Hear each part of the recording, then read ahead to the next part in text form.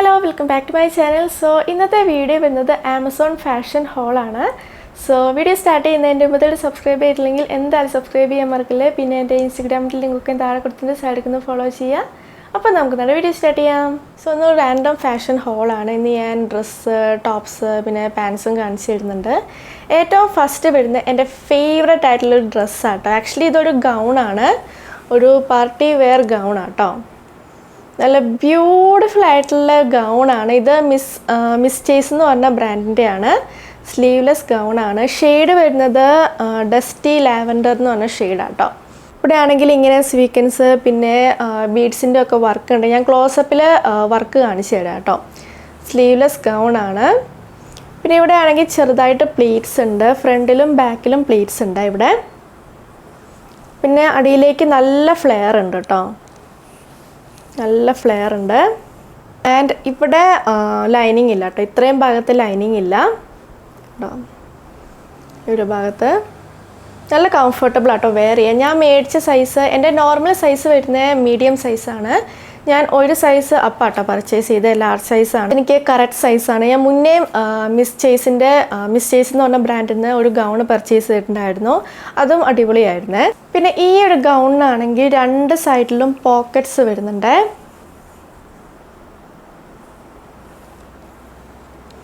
പിന്നെ മൊത്തം ലൈനിങ് ഉണ്ട്. ഈ ഒരു ഭാഗം ഒഴിച്ച് മൊത്തം ലൈനിങ് വരുന്നുണ്ട്.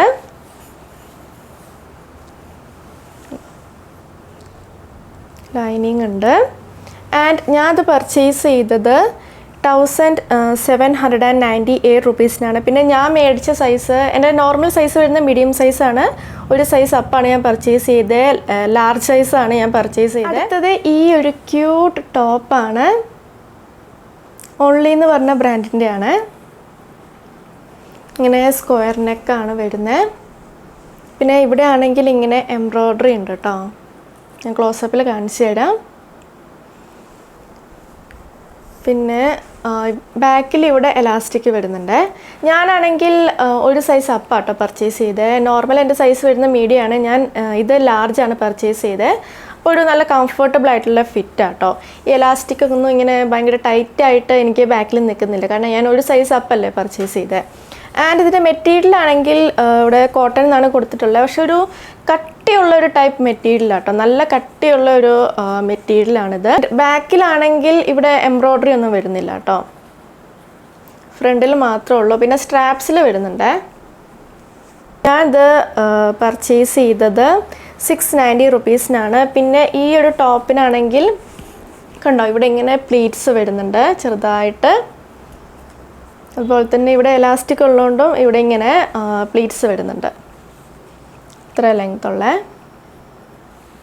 അടുത്തത് ഈ ഒരു പാൻ്റാണ്. ഇത് റെയർ എന്ന് പറഞ്ഞ ബ്രാൻഡിൻ്റെയാണ്. റെയർ എന്ന് പറഞ്ഞ ബ്രാൻഡിൻ്റെ പാൻസ് ഞാൻ മുന്നേ പർച്ചേസ് ചെയ്തിട്ടുണ്ടായിരുന്നേ. രണ്ട് ഷെയ്ഡ്. ഒരെണ്ണം ഈ ഒരു ഷെയ്ഡിലുള്ള കേട്ടോ. വേറൊരു മോഡലുള്ള പാൻറ്റ് സെയിം ഈ കളർ തന്നെ. ആൻഡ് ഇതാണെങ്കിൽ ഇവിടെ ഇങ്ങനെ പോക്കറ്റ്സ് ഉണ്ട് കേട്ടോ. ഞാൻ മുന്നേ പർച്ചേസ് ചെയ്ത മോഡലിന് പോക്കറ്റ്സ് ഒന്നും ഇല്ലായിരുന്നേ. ഇതിനാണെങ്കിൽ രണ്ട് സൈഡിലും പോക്കറ്റ്സ് ഉണ്ട്. പിന്നെ ഇതിൻ്റെ ബാക്കിലാണെങ്കിൽ ഇവിടെ കണ്ടു ഇങ്ങനെ ചെറുതായിട്ടിങ്ങനെ റഫിള് പോലെ വരുന്നുണ്ട്.